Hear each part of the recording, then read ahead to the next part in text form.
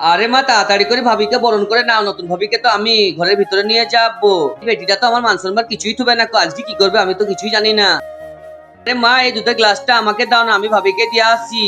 আরে দেখবি তুই কিছু উল্টো পাল্টা করবি না, এটা আমার মান সম্মানের ব্যাপার। আচ্ছা ঠিক আছে মা।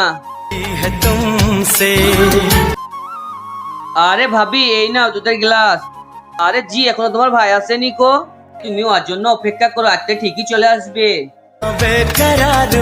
তার আগে বন্ধুরা, তুমি তো এই ছবি দুটোর মধ্যে কোনো একটা ছবি মন থেকে ভালোবেসে থাকো, তাহলে ভিডিও লাইক করে চ্যানেলটা সাবস্ক্রাইব করো। আর যারা যারা এই সুন্দর ছবি দুটো ভালোবাসো না, তাদেরকে লাইক সাবস্ক্রাইব করার দরকার নেই। তুমি কোন ধর্মের কমেন্টে বলে যাও।